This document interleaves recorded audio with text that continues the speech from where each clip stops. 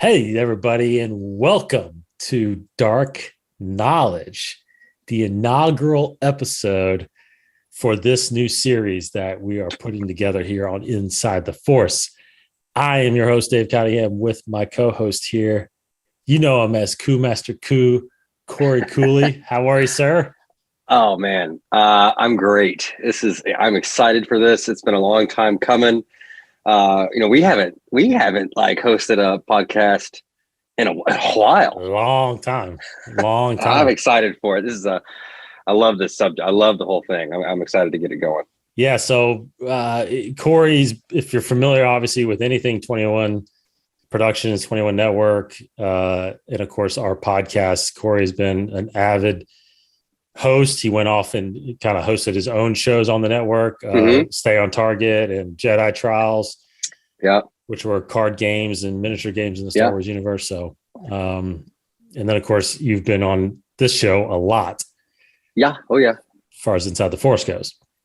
So how this show came about, a little brief introduction. On Inside the Force, when we expanded into our channel, we kind of followed the rules of the Jedi and established these four shows based on the four pillars of the four councils that the Jedi have, right? Boring. Inside the Force was kind of your high council, and then you have your council sessions, Beyond the Saga, Masters of the Order, all kind of centered around light side type topics. Well, I talked to Cory a few months ago, like, hey, what about doing a dark side type show where we focus on dark side aspects, characters, the villains side of the Star Wars universe? Of course, Cory's always the one that's got the red lightsaber and Oh yeah. Darth Come Maul, on, dressing like Darth Maul and stuff. Darth Maul. Heck yeah. Oh, 100%, man. I've always gravitated. I mean, Darth Maul. I mean, geez, Yes. my favorite character of all time. For a long time, I was so jealous because everybody's getting to see all their favorite characters come back, and it's all I'm like, good for you. I'm glad Yeah. Yoda came and like, you get to see all your favorite guys. Can't see mine, but we'll get that. That should be another episode though. Yes. Yeah. We've got a lot to dive into. So, Mm-hmm. so to Maul. summarize, because I've got a couple sentence summarizations for all the shows. For this one, goes Mm-hmm. like this: if one is to understand the great mystery, one must study all of its aspects. So while being mindful of the temptation, we examine the secrets of the dark side of the Force. So we're gonna I like it. kind of open the Sith holocrons, but not fully, because we don't want to Yeah. get tempted too much. Although you're probably going to get tempted. Oh, I'm going. I'm all in. Open that sucker. Oh, Yeah, that's right. yeah. Okay, so that's kind of the overview of the show. We really appreciate everybody Yeah. tuning in and asking about this thing and wondering when this is coming out. So this is the first show, and of course, we've got to start with the biggest evil of them all, The big Mamma Jamma. the big mamma jamma, Darth Sidious. Mm-hmm. Now, I was thinking about this as we were doing some research. We can sit here and talk for 6 hours and not get through everything with Palpatine. Oh my gosh. Yeah. Easy. So, right. So what we're going to do is just do a little, dive in a little bit right now. We'll come back and probably hit up on Palpatine throughout the course Mm-hmm. of this series. Mm-hmm.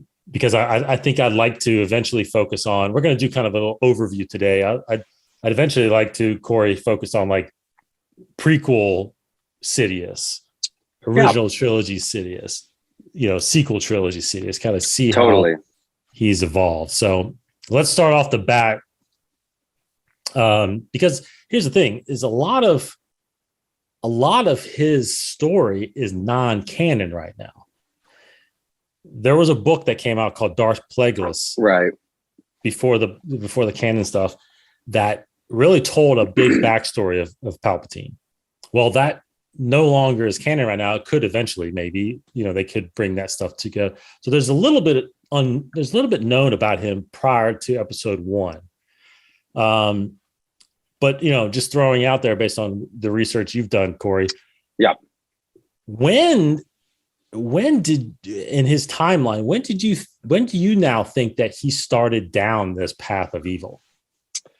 Oh goodness. Well, as far back as I canon wise, he was a young lad when he was under the wing of Plagueis. Mm-hmm.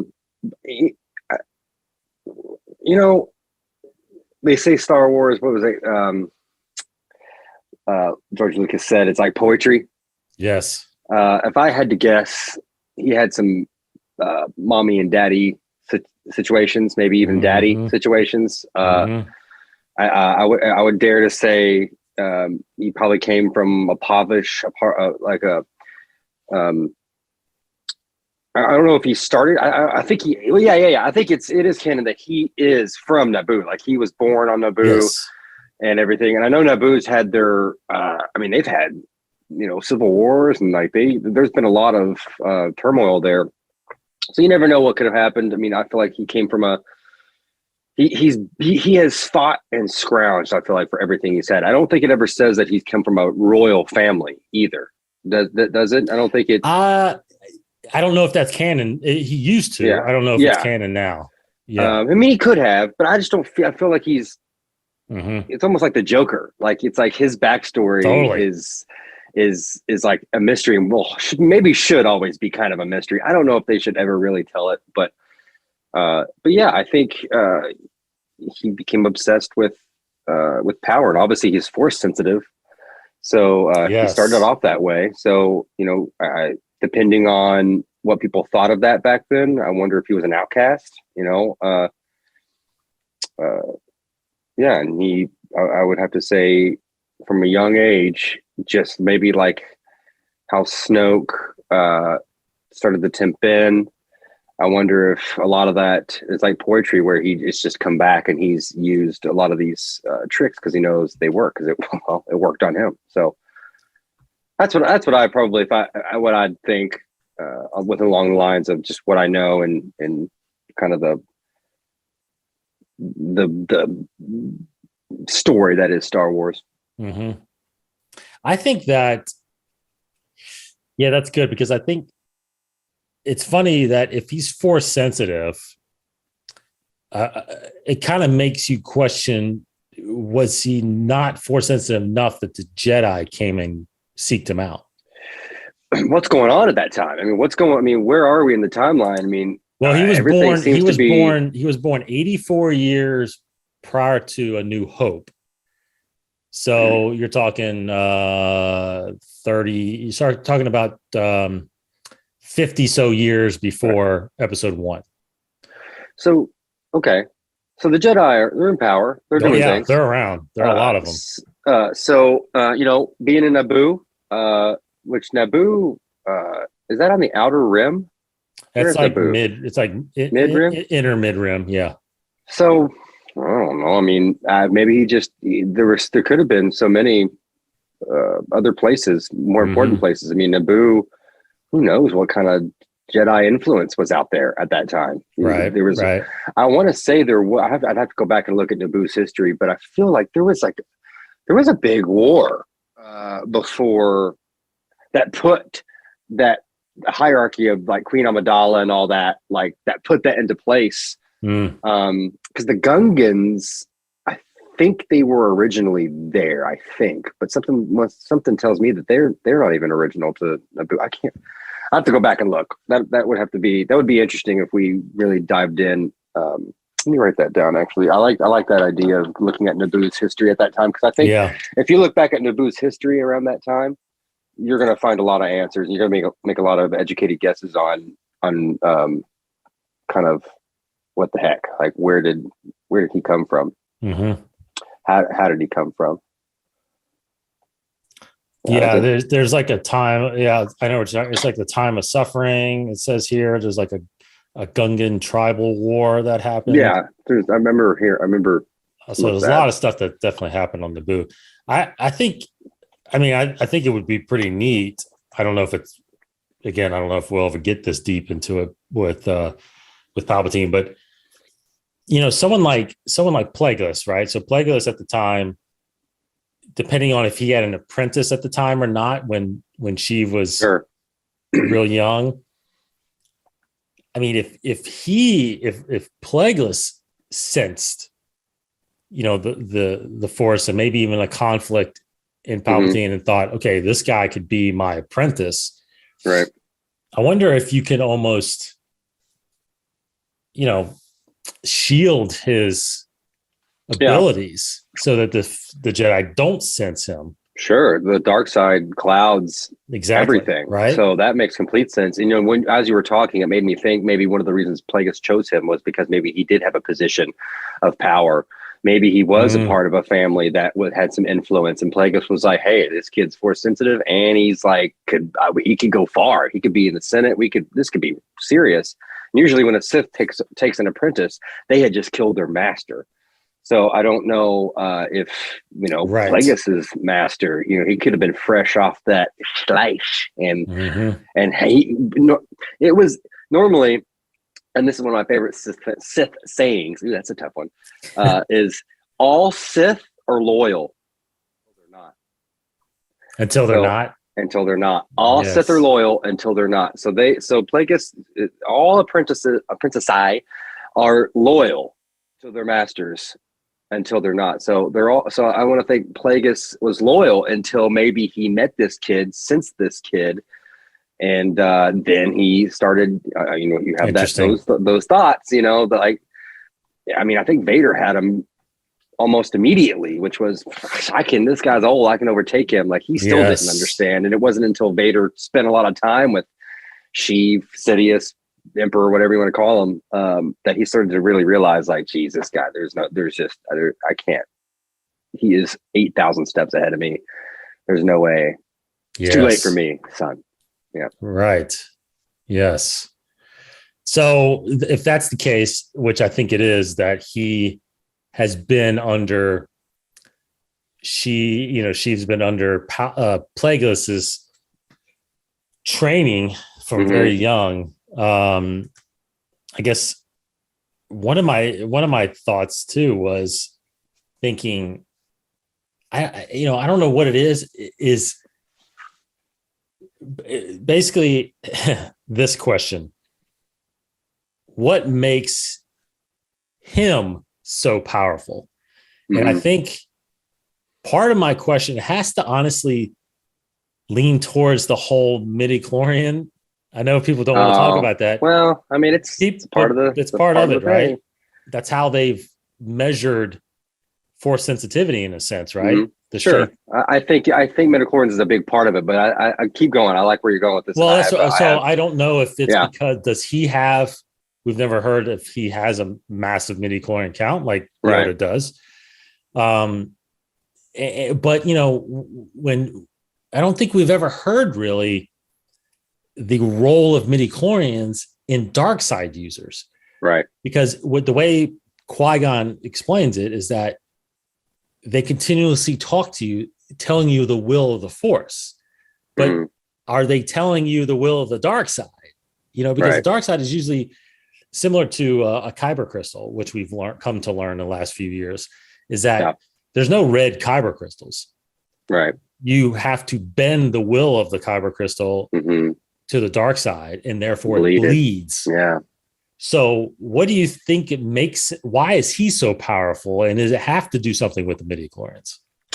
Midi-chlorians is funny because it's kind of like they're not talked about anymore. Like, you know what I mean? Like, they're like, let's just kind of not. I know. In there, we know it's there, which I think is a big aspect to it. Obviously, a lot of midi-chlorians, but in his sense, I think it's knowledge. I think knowledge. His knowledge of which is really rare. So really rare for a Sith.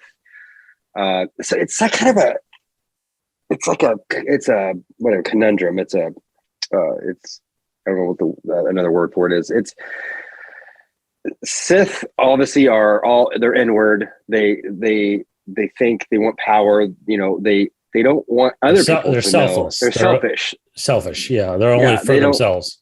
They don't want, and they deal in absolutes, which I don't know what that really means, right? Who does? I don't think anybody really does.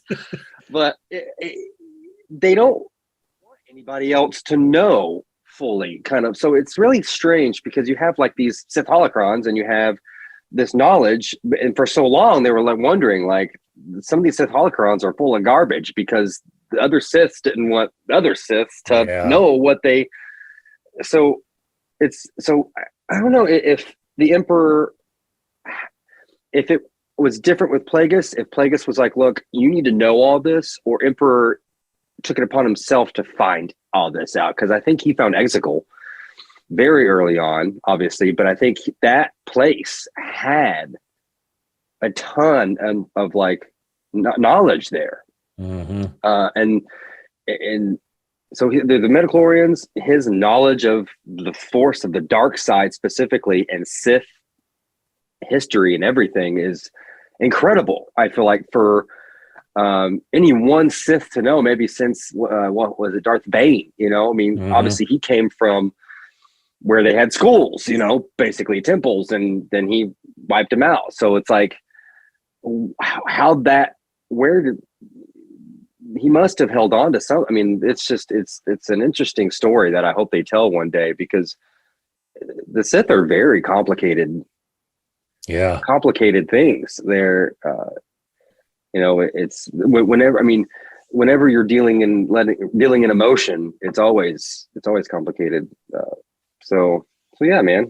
Knowledge, definitely. Yeah, I think that's a great point, because, you know, the Sith have been around for thousands and thousands and thousands of years, but ultimately they fell apart, right? They fought each other.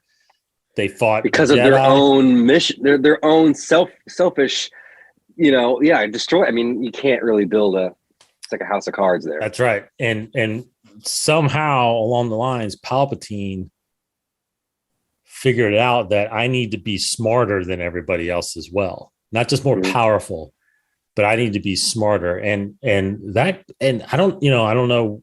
And I think he broke the rule of two a couple times too. Well, see, and that's one thing we will have to discuss on the topic, the rule of two, because I think it has been kind of changed in a way that it's like there's two Sith lords, but there could be Sith apprentices and Sith warriors and stuff like that. But there's always two, at least when Bane did, there's always two Sith lords. Right. But yes, you had multiple Siths in there. Maybe not full Siths, but definitely Siths. Yeah. But he, you know, I think his power, I think what we'll come to learn eventually is I actually think Plagueis was very powerful as well.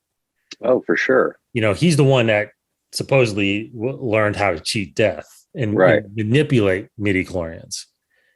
So he had to have taught Palpatine a lot that Palpatine just took to another level with the way to sneak into the Republic, you know. I mean, basically the guy convinced the entire galaxy to make him emperor, which is incredible. He didn't have to take it. He just basically gave it to him.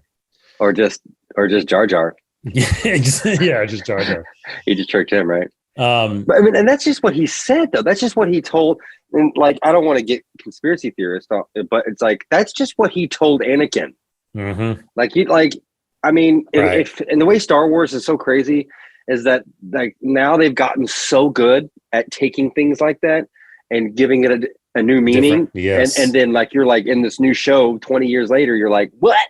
And then you go back and you have to rewatch that scene, that movie, because it's like that is something new now, where we thought it meant something else. So he could have just told Anakin that. And it could have been the Emperor himself that was close to it, because he knew he was working on it. And he just said, well, you know, it's only been done once. It hasn't. But, you know, I'm trying to do it, you know, but he needed Anakin that bad. He knew that was Anakin's trigger. That's right. No, I don't know, you know, but that's just an interesting. That's 100% true, because, you know, we've seen several times how Palpatine has, manipulated and lied. And it's just the Sith way. And I think we'll come to see, hopefully we'll come to see like that Darth Plagueis book was so popular. I hope they do another one, and we don't even know what he looks like now. Well, it's not technically. Yeah, I think it's still canon that he's immune. Oh, okay. But there hasn't been a canon image of him released yet. Right. So the plan. Let's talk about the plan real fast. The plan that ultimately we see laid out in the Skywalker saga, right? His manipulation of the creation of the clone army. Mm-hmm. The obviously leading to Order 66, and then ultimately creating Death Stars and Anakin's not really anticipating Anakin's redemption, and then clones of himself and the First Order, all this stuff. I mean, how much of the plan do you think he had when the whole thing started, or do you think a lot of it came up as he went? I think I think there was a baseline. I think like there was I know he's a smart enough guy to be able to ebb and flow a little bit with things. We've seen that. But I think there was a underlying, because that clone plan, I mean, what did he, well, okay. So the clone army was it already getting built, and he found out, or did he started it? He started. He had Dooku started. Yeah. Okay. So yeah, there was definitely a base, because you look at that had to be. I mean, that takes a long time. Mm-hmm. So he knew he needed to become emperor, and he knew he started the war. The clone war was big. So he knew there was that. So he had a plan. But if there's anything that I know the Emperor has got plans for plans. I mean, he's got backup plans. He's got, obviously we know that he's able to almost see into the future. He has premonitions, and you can kind of tell what's going to happen for the most part. But when you're dealing in the dark side, you don't see things, certain things. But I mean, obviously he thought Vader from very early on. We knew he had his suspicions and tests for Vader. He knew it could happen, so he had plans for that. But like, I think when he, like, one of his, that I could think of, one of his first kind of turns, I think, is when he met Anakin, the boy. When he met him, he was like, "Oh, yes, okay, all right." And he's like, and then, I mean, his grooming started then. That's right. He groomed him from very early on to, I mean, you hear Maul talk about that. Yep. And where he's been groomed forever. Like, how can, Ahsoka's like, what? But, it's, so that was one thing. Obviously, when he found the dyad, he was like, okay, everything I said about you, I didn't mean that. I'm just going to do it. I'm going to do it. I'll do it. The old, yes. Parent thing. So man, I don't know. Yeah, I think it's changed quite I wouldn't say quite a bit, but a few major times he's changed directions. Well, going the same direction, just maybe taking different paths sometimes. Yeah. But ultimately he was.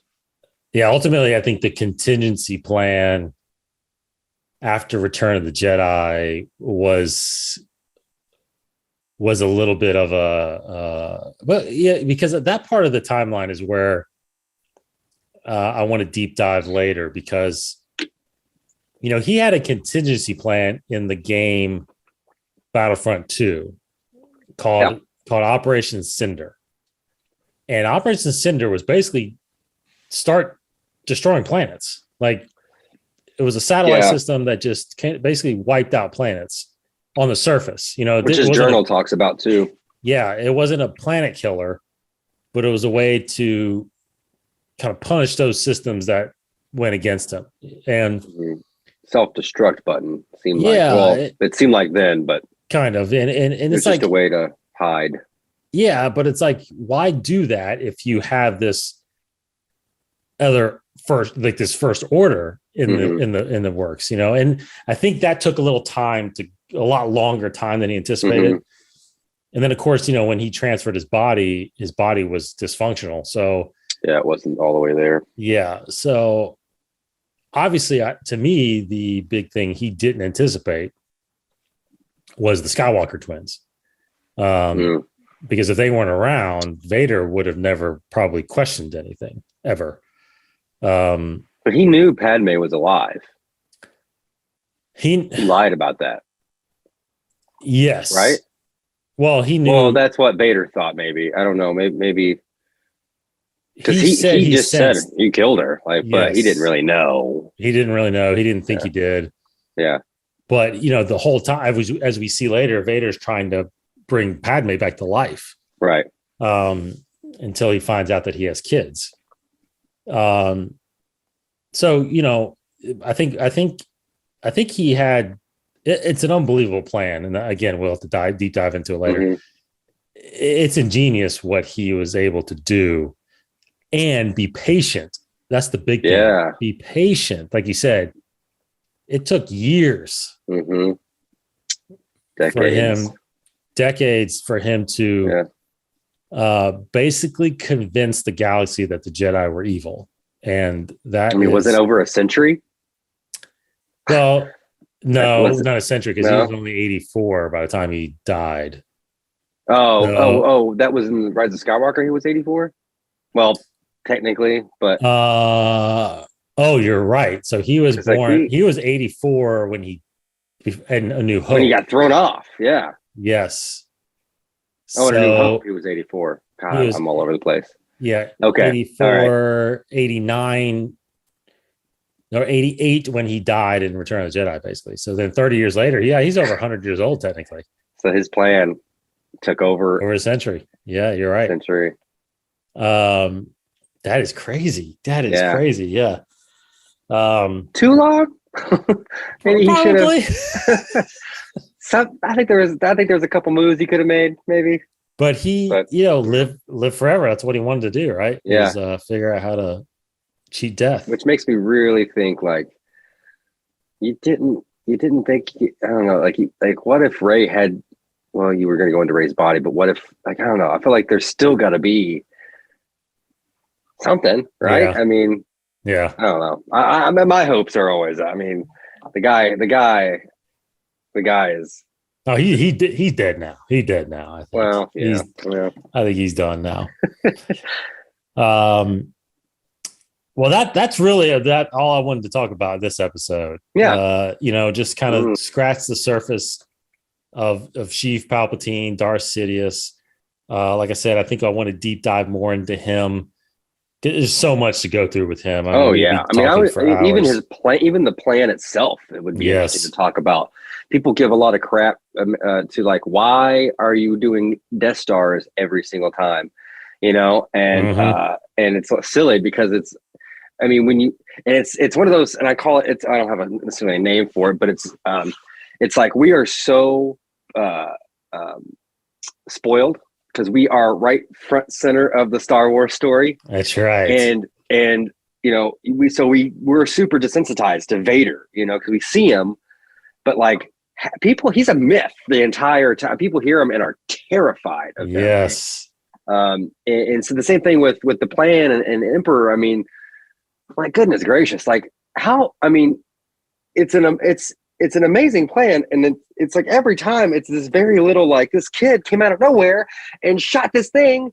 And the guy that I hired put it in it. Like, it's like, let's just do it again, but not do that. Cause it was a really good thing. Like it was, I mean, it's a dang Death Star. And then it's like, well, why did he, I would love to dive into that because I'll defend the plan. I used to be a hater until I like really stepped back and was like, dang, yeah, like it can't happen again. Oh my God. Like, all right, like let's start building again. And then you got Starkiller, where you just make it a planet, create it out of a planet. Amazing. That should work, and it worked. I mean, it killed a lot of people. Yeah, I mean, like every single one of them, did a lot of damage. It never left, and it never has to leave its own system. No. Hyperspace lasers, basically. So it's like it's incredible. It's and then a super Death Star with the capability of killing planets. I mean, and there were thousands of them or whatever. I mean, it's incredible. Yeah. Oh, one last thing I'll mention, kind of a tease for next time that I think that is interesting. I think to kind of hit on his power play, I think that, the whole Star Wars, at least the Skywalker saga, technically is centered around the prophecy, right? The chosen one, Anakin, the born of the midichlorians, right? To bring balance to the Force, the Jedi's prophecy, the Jedi's prophecy. But think about this though: whenever you have someone as powerful like that, or something, some prophecy that comes through, there's always got to be that counterpart, and it just makes sense, right? That in this time period, Palpatine rises to power in this time period because you also have the chosen one during this time. So it's like powerful light, powerful darkness. Exactly. Right. So because you can sit there and say, well, what if Sheev, came 100 years before that? Then he would have been, never challenged. Well, that's just the way that's just the way the Force works. Right. I mean, I think it just completely makes sense that way. Yeah. And the prophecy. I mean, all prophecies, who knows if it was even read correct? Like, obviously it wasn't, or it could have been, but like what kind of influence did Palpatine have on this prophecy? Obviously he knew of the prophecy. So, everybody thought Anakin was the guy. And so he's like, well, all right, they don't know what I know. And it's crazy. He could have, it's wild. I'd love to talk about that. Yeah, definitely. Yeah. All right. Well, Cory, thanks for getting in this thing. Yeah. Just scratching the surface. Just so everybody knows, again, this is one of our additional shows. So this is not going to be a weekly thing. This is going to be probably, shuffled around with Beyond the Saga and Council Sessions. You'll get one of those episodes every week. But so I don't think there's a set schedule, because really the way I'm doing those is based on everybody's schedule. So you'll get one of those each week. It's just a surprise on which one comes. But check back every week for Inside the Force, where we talk about all things Star Wars, right here on this channel or all your podcast feeds. Thanks everybody for joining. I hope you enjoyed Dark Knowledge. We got a lot more Sith and dark side topics to get into very soon. So thanks again, Coup Master Coup. Oh, my pleasure. Can't wait to do it again. Yes. I am still going to end this thing like I always do. May the Force be with you. Not the dark side of the Force. Yes.